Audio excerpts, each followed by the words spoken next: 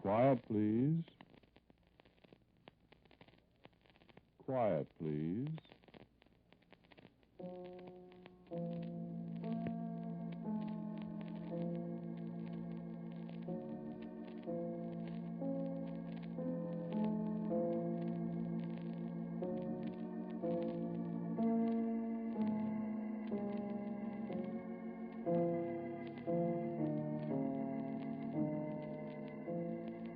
The American Broadcasting Company presents Quiet, Please, which is written and directed by Wyllis Cooper and which features Ernest Chappell. Quiet, Please for today is called My Son John.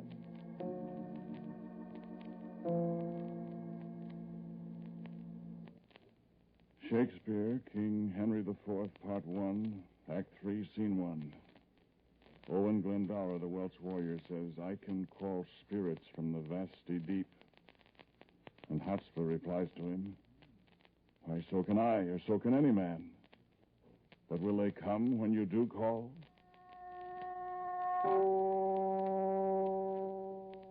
They come when I call. I've tried it only once, though. I don't think I shall try it again. Well, there's nothing to be afraid. It's still light outside. Sunset was only 2 minutes ago at 4:31. There's nothing to be afraid while there's still light. But later, we'll come to that. It was a year ago last Wednesday, the day before Thanksgiving, that my son John died. I'm a very lonely man. Some of my contemporaries insist that I'm a very hard man. Perhaps I am. But in my own defense, let me say that my hardness is possibly engendered by the fact that I've been so embittered and lonely for so very long. My wife, whom I love very greatly, died 3 months after my son John was born. For a long time, I lived with my son John alone, except for the necessary servants, medical attendants, and the like. I saw none of my friends. I allowed my business affairs to drift into the hands of my associates. I refused to see my friends.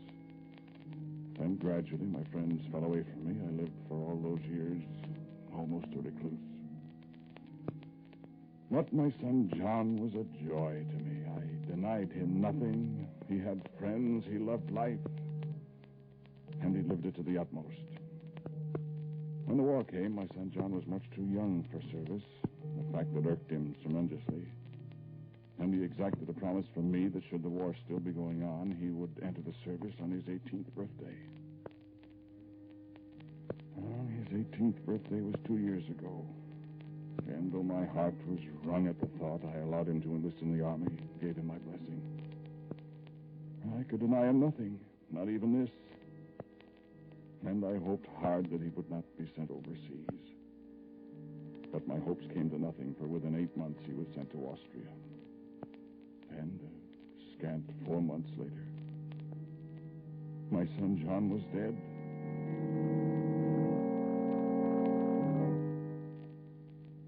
I shall not try to describe to you my grief. It was overpowering. Let me simply say I was inconsolable. I had never forgotten my wife, my beautiful, beloved wife who had died and left me with a taste of ashes in my mouth. But she had left me my son John as a consolation. Now my son John was dead, and there was nothing left to console me. It's not surprising, I think, that I turned to the occult for relief. There was a woman, let her be nameless, she too is dead now. She was a very wise woman, skilled in things beyond the comprehension of the material world. I sat with her many nights in this very room, speaking to her of my love for my son John and of my unutterable loneliness. And the night came and I said to her, listen, I said, can my son John, is there a way to call him back to me? There may be. I had been treated very unfairly by life, I think. I had been robbed of the only two treasures that life gave to me. First my wife, now my son. I have tried to reach into the other world to have your son speak to you through me. Why haven't you succeeded? Perhaps you do not believe in me. Yes, I think I believe. You must believe completely, or I cannot succeed. I tell you, I do believe. Yes. Yes, I think you do. Well, then... What?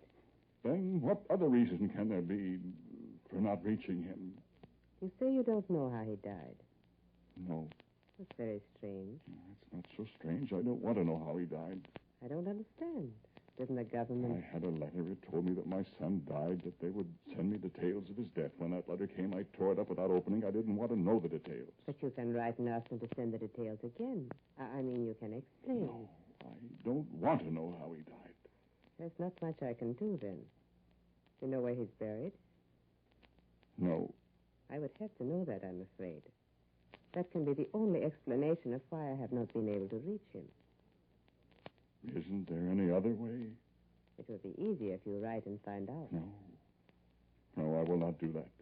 Then No other way.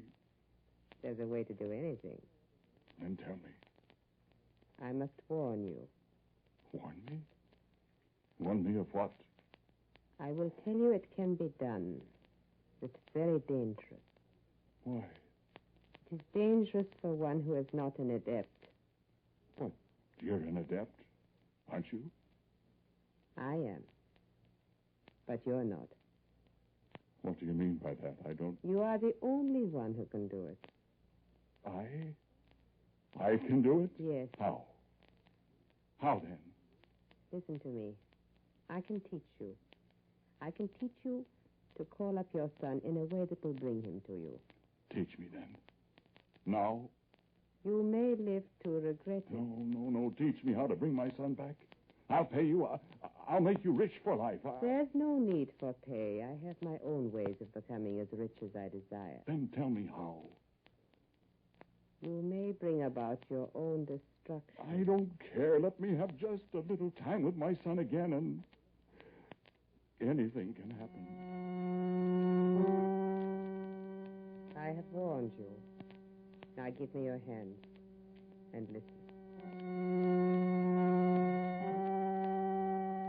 And she began to speak here in this very room as we sat there at that table.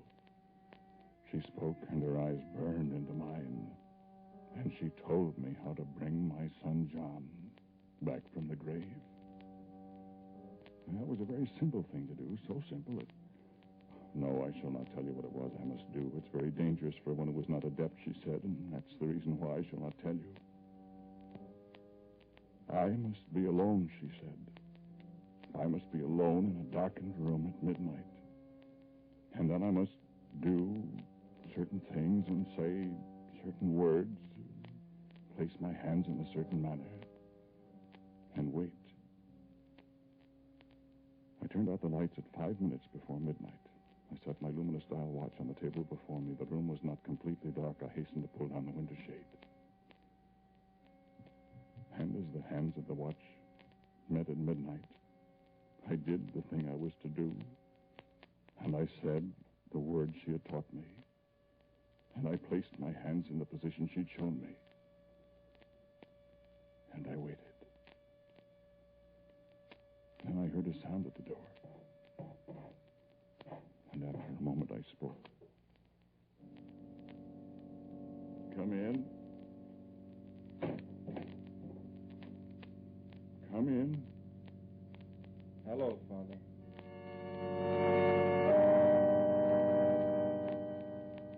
In the dark, in that blessed darkness, my son John's voice. I could not find my own voice for a long time. But John spoke again. I could prevent her calling me, Father, but when you called, there was no other way. John... Yes, Father. I have come home. I did do it then. Yes. And nothing happened. She said it was dangerous. You haven't seen me yet, Father. Turn on the light. No. We'll talk first. Talk? Oh, John, it's a joy to hear your voice. I'm not happy about this, Father. You should have left me where I was. No, John, if you can imagine the loneliness, the terrible... Yes, I can imagine.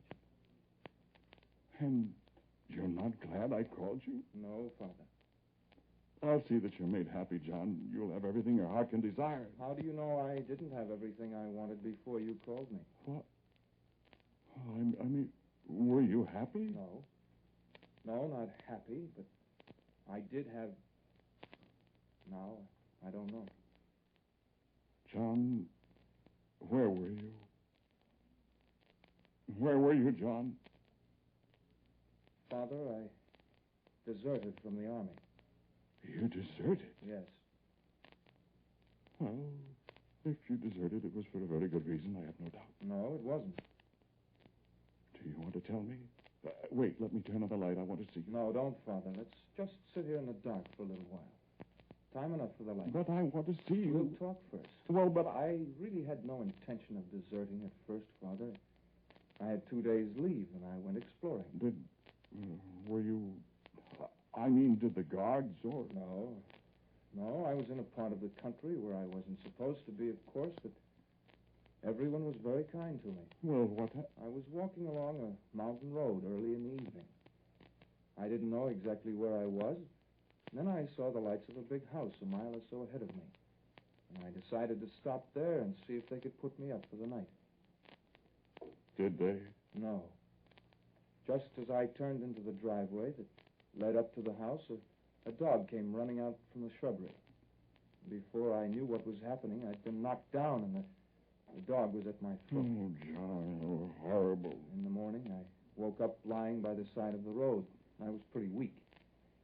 And I tried to call out, hoping somebody in the house would come out and help me, but I couldn't see the house. The thing had dragged you away. And after a while, I felt strong enough to stand up, and I staggered down the road. And a couple of Russian soldiers in a jeep picked me up, and somehow or other, I got back to where I was stationed. My poor boy. But now, John... And I died 2 days later. And then I woke up in the house, the big house I'd seen when the dog attacked me. And I was lying on a couch, and the dog... It wasn't a dog, Father. It was a wolf. The wolf was sitting alongside me, talking to me. So I stayed there all the time, except at night, until you called me. John, weren't you... I mean, didn't you... Didn't they tell you in the letter, Father, that my body disappeared? I didn't read the letter. You should have. Perhaps you wouldn't have done this then.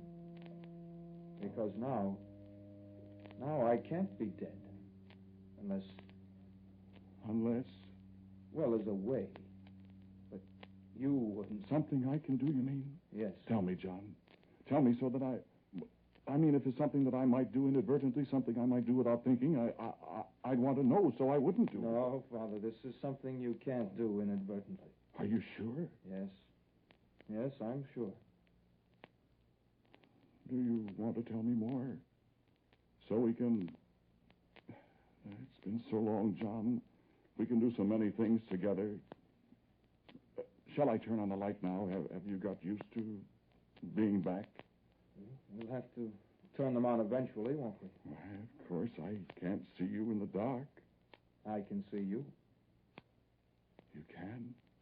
You haven't changed much. I'm thinner. I've changed. I suppose you have, but... Will you turn on the light, John? I can't get up, you see. The shock of your death, you know. I had a little stroke. I'm sorry about that. But now you're back, maybe it'll be better. Oh, John, it's so good you're back again. Turn on the light. Please. Well, shut your eyes.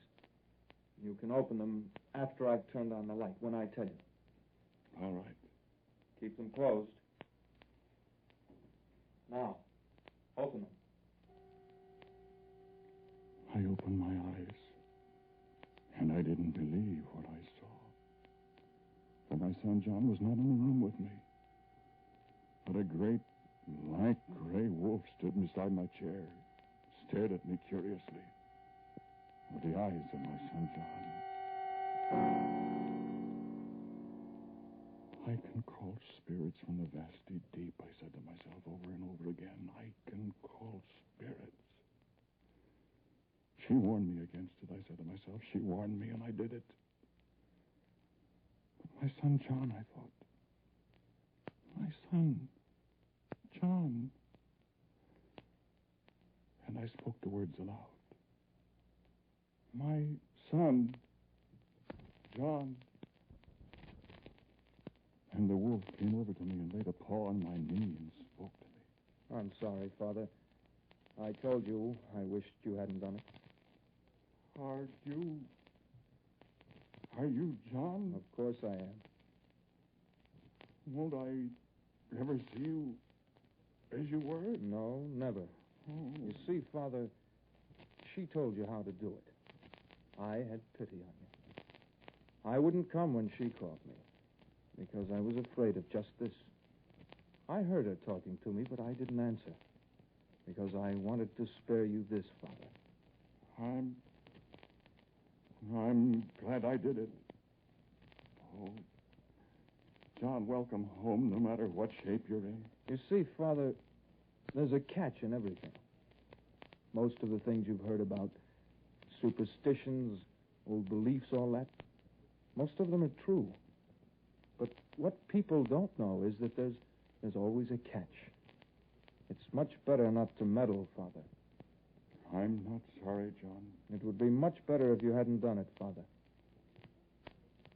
I love my son, John. I loved you a great deal, Father. I loved you enough to make myself stay where I was until you made me come here. What can I do for you, John? Nothing, Father. There must be something. Well, you are alive, aren't you? Well. I mean, would you like something to eat, perhaps? No, not anything. Well, I came as a wolf because I was more used to being a wolf than anything else. you mean you can... Yes. I can change myself into almost anything. That's one of the things he taught me. A bird, or a bat, or a cat, or... He? Who is he? Well, you've heard of him. No. Most people think that Bram Stoker invented him, that he's fiction. But he isn't. Bram Stoker, that name is familiar. Of course. He wrote a book once. A book called Dracula. You see, Father, we exist. There are thousands of us on the earth, more than anybody has any idea. And we're all alike. We're not alive, and we're not dead. And there are more and more of us every year. Because when someone dies, I mean when one of us finally kills a person, that person becomes one of us too. John. And it's not bad, Father. It's not bad at all. Did you ever hunt? Well, we hunt. We hunt the greatest game of all, mankind. Ah, I could tell you. John. Yes, Father? John, now that you're here in New York, will you hunt here, too? How else can I exist, Father? John, no. I'm sorry, Father, but that's the way it is. Oh, what have I done? You had plenty of warning. Then go back where you came from. No, I can't. I'll be with you forever, Father, until you die. No. She warned you, remember? Well, won't you change yourself into your own shape then, at least? That's the one shape I can't assume. It's one of the catches I told you about. Oh, I'm sorry, Father, but even if I could, I don't think you'd want to see me. Before you put this spell on me, I could assume my own shape whenever I wanted to. And I remember, people didn't like it. Oh, John. They screamed and ran. But I always caught them. Oh. I'm sorry, Father. You brought it on yourself. If you'd let well enough alone, I'd never have bothered you. I'd have stayed there with Dracula. Well, that's the way it is. But, John, I'm sorry, Father. I've got to leave you for a while. where are you going? Why, I'm going hunting. John. No. No. Sorry, Father. I'll be back. I'll always come back, Father, so don't worry about me. And before my eyes, the lean gray wolf vanished. And I heard a fluttering sound. And a huge black bat was flying out the open door.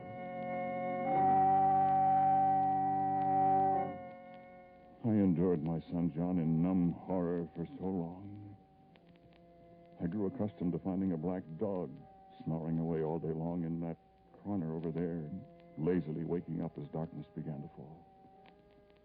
I learned not to disturb the sparrow that slumbered through the daylight hours on the top of the bookcase there. Sometimes he was that same gray wolf, lying there under the window from sunrise to sunset, growling a little in his sleep, yawning widely as he awoke, his red mouth and cruel long fangs gleaming in the lamplight. Oh, my son John was very discreet. It was a long time before I began to notice in the papers the stories of lonely people about the city and suburbs being attacked by a ferocious great gray dog or clawed by a huge tomcat. But the stories appeared from time to time, and I knew. My son John spent less and less time with me in the nighttime, although he was always there asleep during the day. And slowly a conviction grew within me. A conviction that I, the bereaved father, I, with the best intentions of a disordered mind, I was responsible for these murderous attacks. For had I not summoned back to my side this ravening horror that was my son John?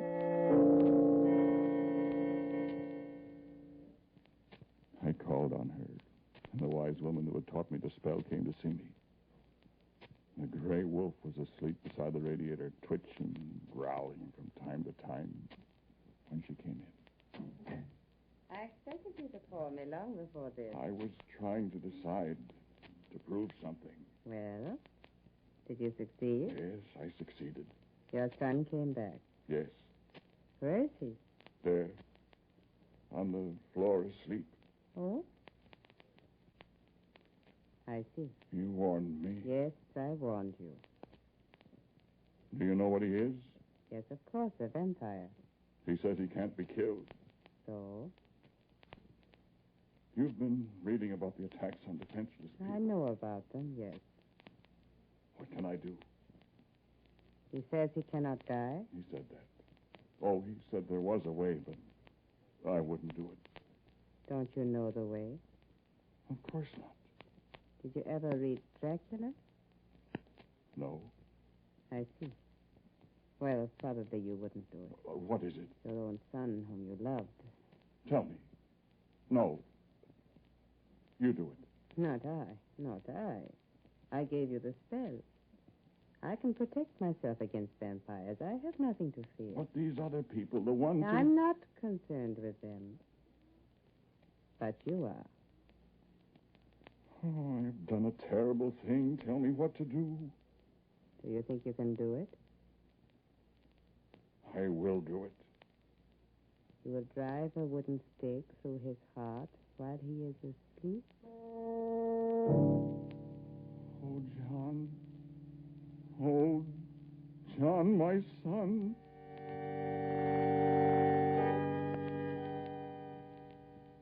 And in his sleep, the great gaunt wolf that was my son John stirred uneasily and muttered through his dreams as she went away from there. I wheeled myself over to the bookcase. Surely I remembered a copy of Dracula there. And after a while, I found it, sat down to read it, to find out how to kill a vampire. I found it. I read the details of what the good doctor and his friend did to the sleeping vampire in her coffin.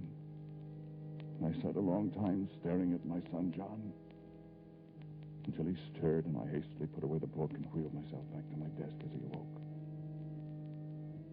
He wagged his tail as he stretched and got up.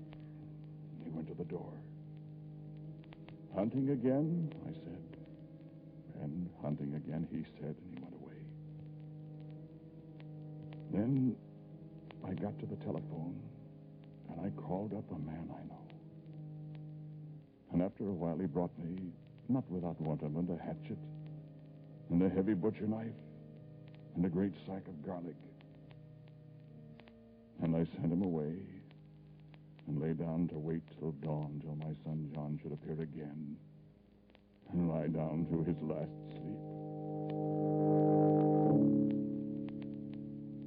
But it was only 3 o'clock in the morning when I heard the patter of feet in the hallway, and in a moment the door opened quietly, and a little white Celium romped in and jumped up on my bed. My son John was home early. Well, Father, Yes, son? I wasn't asleep this afternoon. What? I heard what she told you to do. I watched you go to the bookcase and get that book and read it. John. You were reading How to Kill Me. Well, John, Well, you remember she said she knew how to protect herself against vampires. Yes. She didn't. John, what? She won't bother me anymore. What did you do? I killed her. Oh, no. I was a lion, and I clawed her, and I bit her. Now she's one of us. And she's sorry she told you how to kill me. Aren't you, dear? Of course, darling. And I looked, and a tiny white cat sat on the foot of my bed, washing her face demurely with an elegant paw.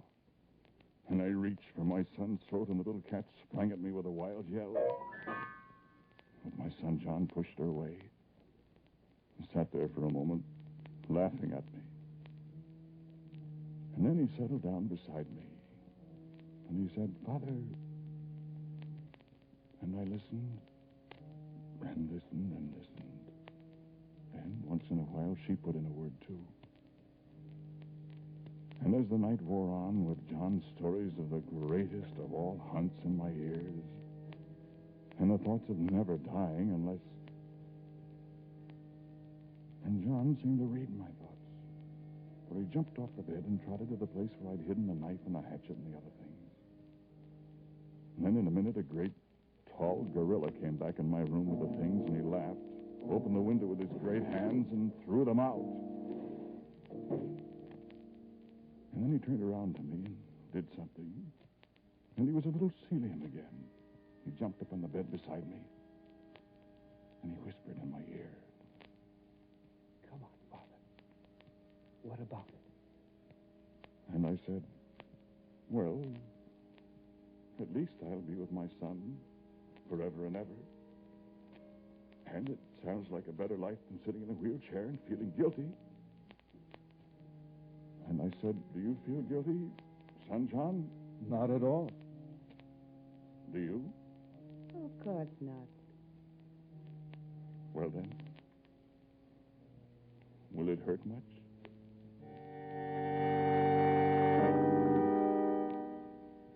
It hurt for a moment when I felt those sharp little teeth in my throat, but it was over very quickly, and I thought, I ought to be a dog, too. And I felt something funny. She and John laughed, and there I was, a big, slavering Great Dane. And I said, why, this isn't bad at all, is it? And we laughed and laughed and laughed. Because now I've got my son John back. Then we'll be together forever. But really forever. And I've discovered the hunting is really fine. Maybe my son John and I'll come hunting you some night.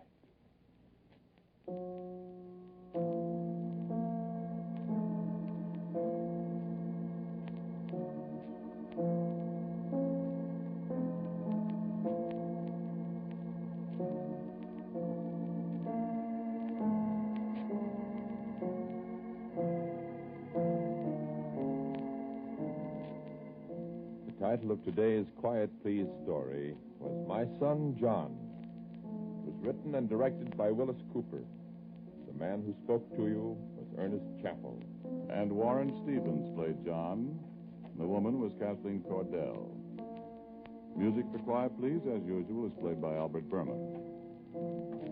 Now, for the word about next week, here is our writer-director, Wyllis Cooper. Thank you for listening to Quiet Please. For next week, I have a story for you called Very Unimportant Person. And so, until next week at the same time, I am quietly yours, Ernest Chappell.